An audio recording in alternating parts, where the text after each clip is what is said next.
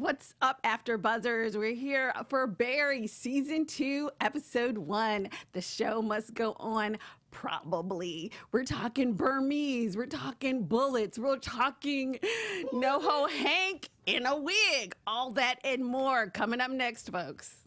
You're tuned in to AfterBuzz TV, the ESPN of TV talk.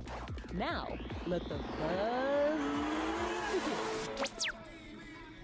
What's up, party people? We are back again with the beloved Emmy-winning Barry. I'm your host, Erika Edwards, and I'm joined today by... Hey, guys, I'm Stephen Lemieux. Sorry, I cut you off. Oh, no. Thank you, Stephen. All right, so this episode starts off with a bang. We're talking Noho Hank. Everybody's back except for, the person that we miss. But it's a hot episode, you guys. So we start off. Okay, first let's start off with overall thoughts. I really enjoyed this episode. I feel like they came in kind of hard, and off the top, Barry's worlds are already colliding in the first episode. Well, I mean, we left off season 1 with Barry shooting Detective May and us not knowing what's going on, right? So we see him walking towards the tree with the gun on the back of it. Right. And then we just hear gunshots. So we don't really know what transpired, whether he had to fist fight her and choke her to death or whatever the hell happened. Right. We don't know what goes on. We just see him coming back and getting into bed with Sally. And the whole time, we had her in the studio. I follow her on Instagram and I'm like, girl, you're not really dead. You're not really dead, are you? It's a tough one. Oh, you don't think she's dead? No, I'm not saying I don't. I'm saying I hope I love her. She's from Chicago. I love her. Well, I want her to come back. It's the AfterBuzz TV curse that started on The Walking Dead. Is every time we have an actress or actor in studio, they die within 2 episodes. But right. No, I love this show. Yeah. And I didn't know it was back until I got home last night and my roommate was like, hey, do you want to watch Barry? I'm like, what? So yeah, watched season 2, episode 1. Love the episode. Noho Hank's one of my favorite characters on TV right now. Yes, I enjoy him a lot. Barry, such a good character and so well played.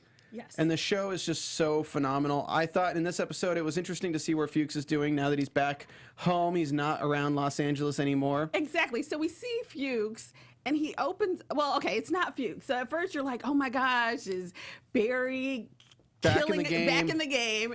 And it's this utterly bumbling idiot that Fuchs is hired, because we all know that Barry is the best. So that whole scene in transition was crazy but hilarious. It's also just a lesson on comedy writing, watching this show. Because a lot of people just like to get to the point and just have things happen, but they're so good at getting that moment there where the dude's at the door with a shotgun pointed at the guy and the guy has the door open. He's just like, yo, man, all right, you're just being a little bit passive aggressive and you got to cut. They're having their whole moment before conversation on camera, and then he opens the door and gets his ass shot. I didn't think it was Barry, but I had no idea what the hell was going on. Right. But then when he pointed the gun at the safe, I was like, oh, this is going to ricochet bad. Exactly. I was like, guns aren't my thing, but that seems crazy. So I'm curious if this is going to if this storyline will make a reappearance, though, if that safe even matters, or if Fuchs is going to be in hot water by sending this guy to kill those random people. But the guy who hired Fuchs to do it jumped out of a window onto a police car, so I don't know. Exactly. I'm not sure if it was just the transition to kind of put Fuchs in police custody so that he'll already be there later. But it was an interesting transition, and I think it was a great way to open and see he's still trying to get his murdering hustle on, but he's still horrible. Well, it's all about picking up those loose ends and those breadcrumbs they left at season 2, because they did such a great job of tying up the loose end with his friend from high school. Right. And then obviously they took out why can't I remember his name? The head guy with Noho Hank's old boss. Goran. Yeah, so they took out Gorham. So those are all kind of tied up, but then we had the tooth that was left on the scene, so we had to play with something with that. And then obviously Fuchs and Barry split up, and Barry covered up his ass by taking out Detective May. So as far as season 2 was, without somebody on the outside doing something to screw everything up, Barry was pretty set. Right. So you needed Fuchs somewhere to do something stupid. Exactly. And then what's interesting is when we first see Noho Hank, it's almost like Summer in the Sun or whatever. He has gotten happy with the Bolivians, and instead of, because originally he had given them credit for Goran's murder, so that was kind of like his way of hooking up, because I really feel like Noho Hank like loves Barry. Like that's like his only real friend. And even though I don't think Barry is somewhat of a sociopath, but one that we love, so I don't really know if Barry like returned the feelings, but Noho Hank really loves him. So he made it seem like the Bolivians had murdered Goran, but now he's in business with them, doing the most and loving it and listening to music, and like it was a really cute, kind of a cutesy scene to consider. Yeah, so he seems like the guy who just loves his work and just loves his job, but doesn't view it as like an evil thing at all. It's just like, it's like a waiter who serves cannibals. Right. Where he just has nothing wrong with it. He's just like, I love my job. I'm Noho Hank. You know, I just do what I want to do. And it's amazing how they're playing it off, though, because he does have this weird bromance with Barry. Yeah. That Barry wants no part of. Exactly. Absolutely no part of it, but Noho Hank, she's coming back and has that leverage on him because he did save Barry's life at the end of last season. Absolutely. And it only helped him to save Barry's life because they got rid of Goran and he got to partner up with the Bolivians, who I guess on the outside, like we found out, they're super chill guys. It's like, I love that he considered the main Bolivian dude a modern-day Tony Robbins, a drug-dealing Tony Robbins. I loved it. I was like, oh, they have motivational, like, speaks and meditations, and they also sell drugs. Like, that's doing the most in a good way. Now, what's interesting is also Noho Hank now is head of the Chechens. So, obviously, everybody was winning at the end of the season, except for, obviously, our girl, Detective Moss. But everybody else is doing great. Goran's not doing too good either. Well, we weren't a fan of his. Nope. Noho Hank was always cool, but Goran was the worst. And so then Noho Hank gets this bullet in the mail. Was it a scorpion or something on the bullet? Yeah, and so he calls. He's like, "Oh, I love it. I love how they interact." Hey, just wanted to call you and tell you I got your message. Is this some kind of April Fool's joke? Because I'm just like not in the know here. No, we're gonna kill you. Wait, we went to school together. Like we were in grade school together. Is business. Yes, there's nothing I can do. It was fun. But the Bolivians didn't even kill Goran. Well, who did? Sets up the Burmese. Yes. Oh, God. Now, I will say this, even though Noho Hank he can't stand Esther, head of the Burmese crime family, but she got me when she stabbed herself in the hand. I was like, and turned the knife. I was like, all right, Esther, you head of my family, girl. You can get it. I loved that whole scene. That was hilarious. Oh, no, I've seen it when you do the just... I know. And then she's like, oh, but wait, let me turn this because I can tell you I can take the pain. And she did not flinch. She did not. I was like, wow. This just goes so well with the rest of season 1 with the Chechens just being completely incompetent. Like, Goran has, like, the one guy who is, we bring in the big assassin. He is the greatest assassin. He comes and he's like, I would like to die. I know. He's 85 years old. I just want to stop. He's like this old. Everyone's like, oh my God, you're the legend. You're the legend. And he's just a nobody. But now you have the muscle, and Bolivians are right. Like, we have people with muscle. And he's not even saying Noho Hank, like, let's stop working together or anything. It's just this, like, jealous bromancy thing that isn't even business related. It's like he wanted to be besties with the Bolivian guy. I think that's what you kind of love about Noho Hank is his thirstiness. Because really, he is jealous that Esther, he's like, oh, don't button our conversation. He's like actually jealous of a jilted lover building this relationship with the Bolivians. So he is upset, almost like a child, and wants to get rid of her. So he tells the Chechens that she is the one that killed Goran. So that kind of is going to set some stuff up for sure. I'm trying to think of what the reference is, but there's one show that has like, it's like Brooklyn Nine-Nine. Do you watch Brooklyn Nine-Nine? I do not. So Brooklyn Nine-Nine has Boyle and Andy Samberg's character Peralta, and they have this like intense bromance, and anytime somebody enters the fray with Andy, Boyle's in the background, like staring them down, like, well, I'm your best friend. And this is the kind of thing we get with Hank and the Bolivians right now, where it's like he's just supremely focused on making sure he's the only best friend there is. Yeah, and I mean, I think you just feel for Noho Hank because you get the feeling that he was never really ever, until now at least, ever really respected, never really had any friends. He failed up. And it's like, Barry was the only one that gave him the time of day, whether he wanted to or not. But he has the best disposition. Yes. He's so excited about what he does. Everything's chill. Yes, everything's lovely. I would love to hire a producer like Noho Hank.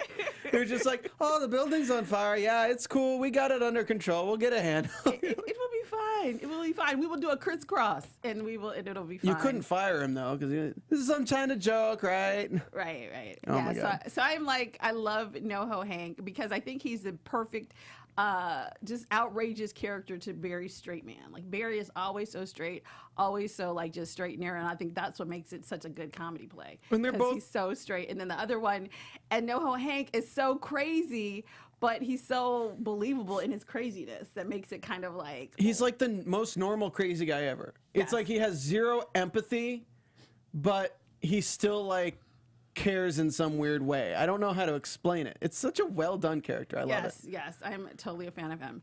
So when we first see Barry, it's so interesting. Barry is now trying to motivate his classmates. Everybody has been impacted by Detective Moss's death.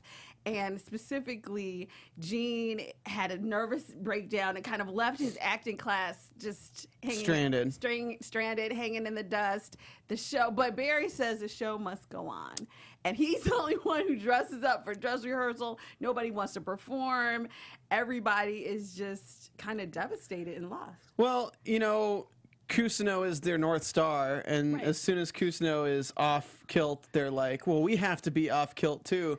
It's like, it's funny because it's playing with the idea that just actors don't know what the hell to feel themselves. They just have to take direction from somebody to feel something. Although I will say this, as a person who does go to an acting workshop every week, when your teacher falls off, like the whole class, it's hard to kind of stay motivated in the moment and together as a group when the teacher's like off kilter. So like, I know our teacher, she had to move and stuff. And so now it's like, well, we're not going to class. We're not getting there on time. We're kind of like just falling off. And so I certainly feel for them. Not that they are totally, they're kooky in their own way, but he is their leader. And when your leader falls aside, then, everybody crumbles.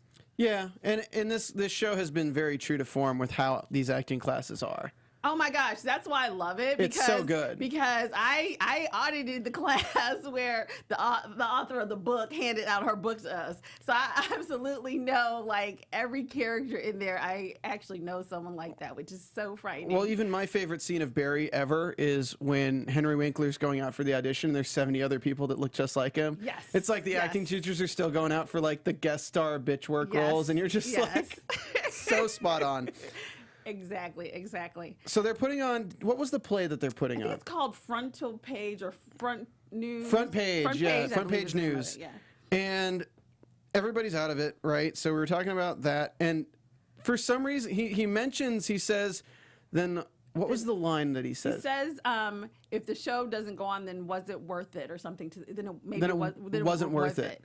And Sally takes that, of course, because we all know how Sally gets down. It's all about her. So she's like, do you mean our relationship? And it's like, really, Sally? Yes. This is why we love and hate you, because he definitely loves you, although, you're as shallow as a teaspoon. But we love you, girl. And so that's so interesting because then that's one of the times when you really see how committing that particular murder has weighed on him. Yeah, I mean, he notices what's going on. I mean, he's obviously like intelligent enough to observe, but at the same time has to deal with his actions. But I thought it's also kind of funny. And they did you watch the little featurette they do after every episode? I watched a little bit of the one where Bill Hader and the producer were talking about how they decided to kind of start it with trying to figure out what happened to Detective Moss. So I did see some of it. Well, one of the really interesting things they said, and if you guys haven't seen it, go check it out. It's after the episode. They do all these cool little featurettes after every episode. It was their decision to make everyone in the class act like Barry has no idea what happened to Moss, and they all do. It's like, Barry's like, we don't know what happened to her. And they're like, we know exactly what happened to her. You're the only one who seems to not. Yes, that was so well done, and so an interesting perspective, and definitely a cool way to sort of flip it, because they're all like, we know she was murdered. And he's like, I don't know. What's going on? Everyone gets their opinions in their mind and then considers them fact immediately, which I feel helps Barry in this case, because nobody's even suspecting him. We go to Kusano's apartment when Barry's there, and the cops are there, and he thinks it's an ambush. They tee it up like an ambush, and then they're like, nah, we're giving up. Kusano's like, well, did you search the woods? Nah. We don't feel like there's evidence enough to search the woods. And what I love about the way this show is so well written is how they write the comedy. And he's like, oh, I have this 38. Do you know how many times today I thought of kissing it? And Barry was like, you want to kiss a gun? And Suicide, Barry. It was like so well done. Barry's hilarious. like, it's like he's so intelligent, funny. but he's an idiot. Yeah, or he's just so literal. And I think what we kind of saw at the end of season 1 and we're seeing now is that Barry, for a long time, was sort of like a sociopath. Like, you didn't really feel like he had feelings for what he was doing. And it wasn't until, like, really with Detective Moss, and now that he's finally has a community, that he's starting to have empathy, I think, for his victims, and he's not just this killing machine. But I'm wondering, though, does he, and this is a question I'm curious your opinion on, does he have empathy for the victims, or is he just upset with what he has to do to protect himself? Because I don't necessarily think that he has empathy for Moss. I think he's upset that he had to kill her because it's going to screw up his situation. See, I don't know. I think with Moss, he felt different. I think because I think even at that scene where he was like, don't make me do this, I feel like Moss, and I believe there was one other hit in season 1 that he just really did not want to do. I mean, he didn't want to kill his friend. Right. But like at the same time, he didn't want to kill him because he was going to turn him in, but he had to kill him. It's like, at what point in this show will he make the decision to not kill somebody, even at risk to himself? And that was always the question for Dexter as well. Exactly. I was a fan of Dexter, and I love Dexter. And I think part of it is when you have that character that has come to this mindset that I'm killing mean or evil people, so it's okay. And so that's kind of how both of them approached it, or found a way to rationalize it sort of to themselves. But there's always a point where you have to kill someone who's not, maybe not innocent, but certainly not the guilty evil person that you've, kind of crusader type person. And I think with Barry, that was exactly the situation. Now I'm killing my friends to save myself. I'm not killing these, I'm not the hired hitman for these evil drug dealers. Yeah, he's just killing because he has to. And we learned some really cool information about Barry this episode too, and that is his first kill. Yes. We witness his first kill and how he reacts. They do this hilarious class exercise where the other people act out what he's saying. Okay, so the part, I mean, there were so many. I love the acting class. Like, I just love it. It's corny and they're goofy, but I love them to death. So when they're putting on the play, Gene comes and he cancels the show and he's gonna, get rid of the whole class. And there's always these moments where Gene is just like, forget it, I'm done. And then Barry finally steps up. Because, what's kind of funny about the show is all along, Barry's like a horrific actor. And then when he finally is like, okay, well, I'm just going to be my killer self, that's when he always kills it. But is he a bad actor, though? Well, so far I ain't seen nothing that looked that great. But anytime he's pretending, Damn. anytime he's in the, kind of trying to do it, because I know, like, I'm not the greatest actress either, so I know when you try too hard. But anytime he reveals, like, his true self, which they all think is an act, that's when it's so touching, so gripping. And so, Gene says to him, what was your first kill like? That's like me talking about Janice. And Barry is like, okay. And as that's the moment where he's like, okay, I'll reveal it. And that's when we hear it.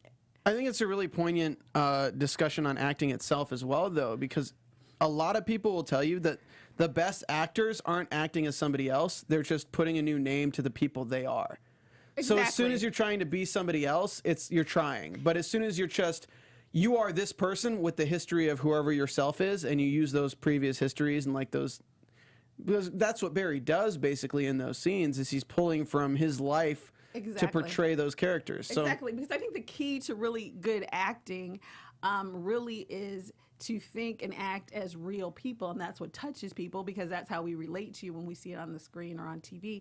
And but when you think as an actor or how would this person do in this scene, that's You're just when out of it. It's just crazy and flaky and it's horrible. So yeah, Barry's taught us the key to acting: killing your acting teacher's wife. Yes, and be yourself. Be yourself.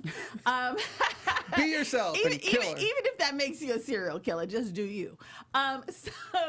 So he The views expressed here are those of the hosts only. Do not serious last views after a TV or its principles. Exactly. I would never recommend you kill anybody per se. All right. So initially, when he's going through his first kill, they show his little classmates are like reenacting it as he's speaking it. And then he's having sort of, and then they also cut to, which I love the way they filmed it, they cut to flashes of what actually happened when he's a soldier. And it was just so interesting to see Barry back at a time when he appeared to be more innocent. Well, I think it's also no. You're absolutely right, and it's also just interesting to see how a fellow's reaction to your murder or your kill can influence how you react to it. Because you could tell that when he first shot the person, he didn't know what to think. He didn't know if was this good, was this bad, how am I feeling in this moment? But then he's surrounded by people who just start cheering him on, celebrating the fact that he just killed somebody and celebrating the fact that he just killed 3 people. And it kind of sets the tone for his compass of morality and empathy.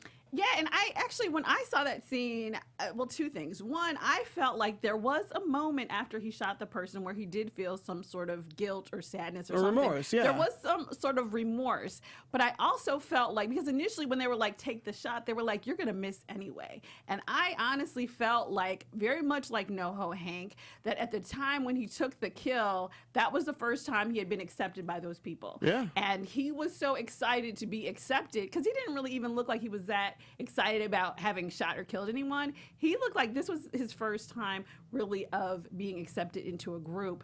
And this is just the only thing I can do to kind of find acceptance or find my place. Yeah, I mean, let's be honest. Barry's not weird because he's a murderer. Barry was weird before he became a murderer. Exactly. But murdering is what he does well. He's really good at it. Yes. He's like Liam amazing. Neeson in Taken, except more death.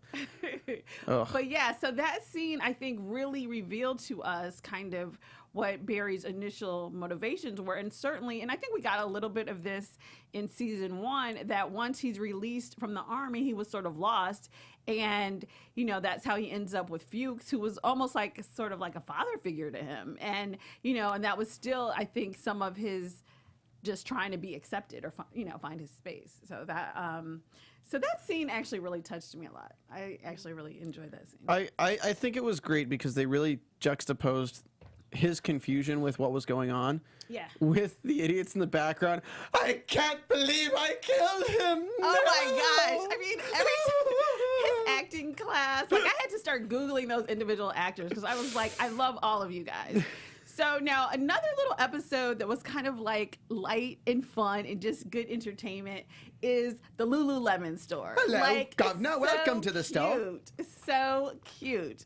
So he puts on this like horrible British accent because I was like, no, you all do not sound like Barry because your accent is horrible, and she actually seems like she's British. Does everyone who works here British? Is everyone who's here British, selling Lululemons with a British accent, like Simon Cowell? Exactly. And I just love the line where she was like, remember when you were excited because you thought it was a candy store? Because I am right there with you, girl. I'm right there like, ooh, candy instead of $80 leggings. That's what I was saying. I love when he started completing her sentences.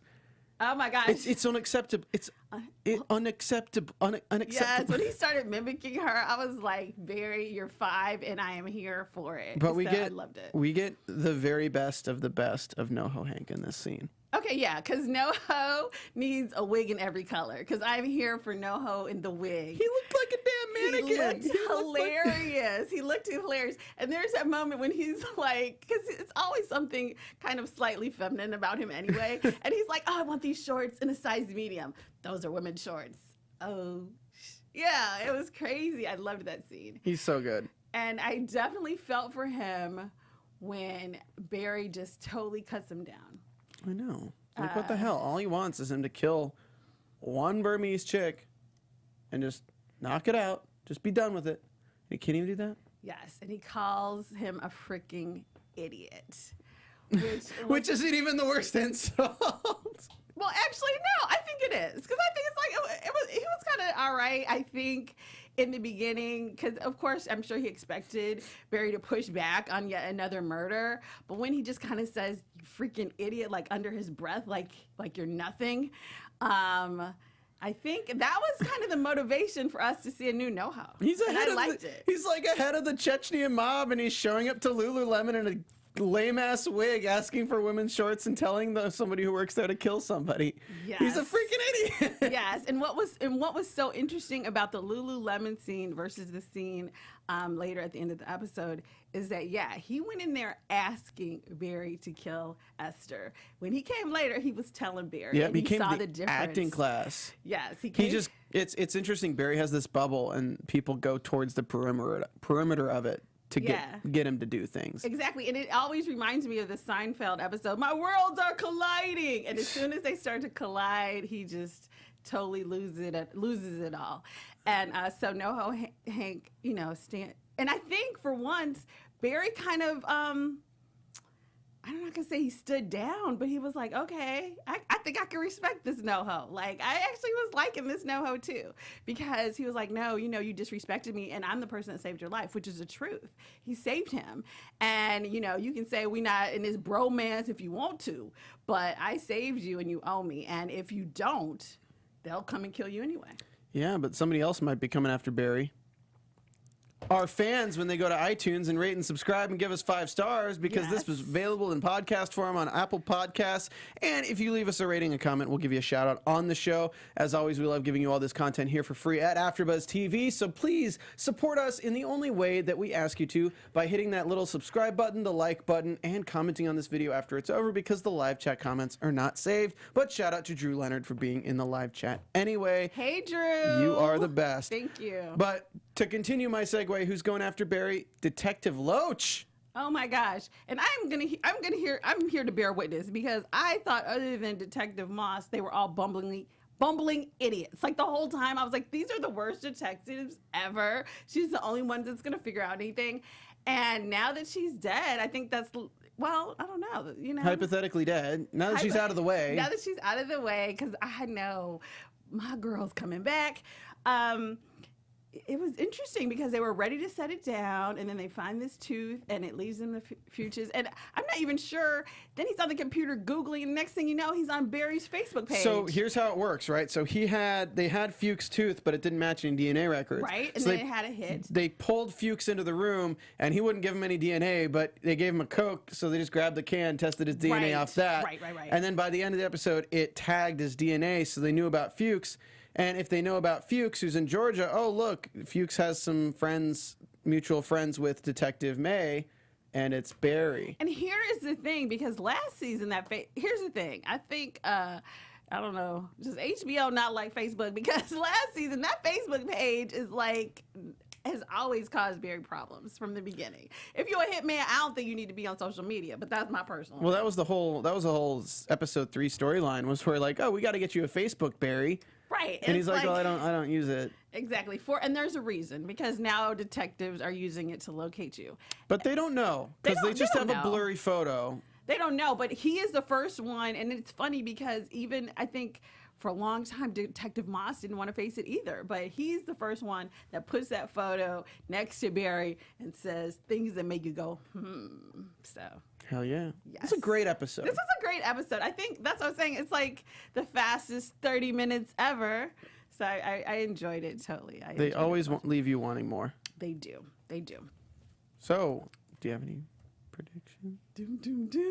Well, Your There AfterBuzz we go. TV We'll let you go predictions. All right. So, I have so many. Okay.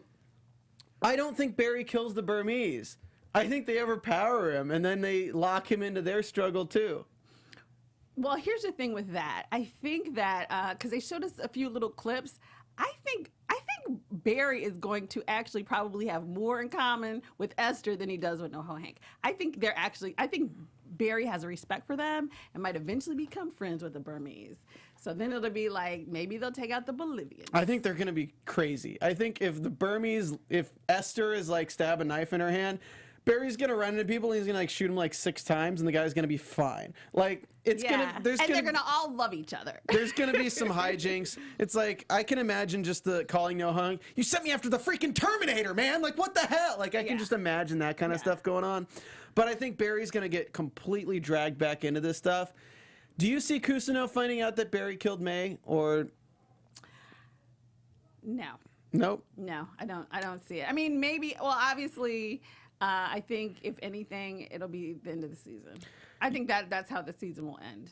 I think Kusino doesn't live to the end of the season, and I think I'm just making episode 1 season finale predictions. Kusino doesn't live to the end of the season, and Barry's girlfriend finds out about his side job in the last episode. Okay, and I definitely believe that once Sally finds out about Barry's side job, she's gonna love him even more. Hey.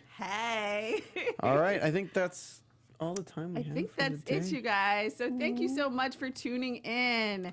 Again, don't forget to like, subscribe, listen to us on iCloud, SoundTunes, all that other stuff. And if you'd like, please tune in. Feel free. Again, my name is Erika Edwards. You can follow me on all of my social media at Erika, E-R-I-K-A-D as in door, Edwards. And you guys can find me on Twitter at Stephen Lemieux. Check us out every Monday for Conversations with Maria, a podcast to learn about getting better. Every Monday, check it out, guys. I produce that podcast with my boss. It's pretty great. But we will see you all next week. All right, you guys. Ciao for now. See you next week. Our founder, Keven Undergaro, and me, Maria Menounos, would like to thank you for tuning in to AfterBuzz TV. Remember, we're not just the first, we're the biggest in the world, and we're the only destination for all your favorite TV shows. Whatever you crave, we've got it. So go to AfterBuzzTV.com and check out our lineup. Buzz you later. The views expressed herein are those of the hosts only and do not necessarily reflect the views of AfterBuzz TV or its owners or principals.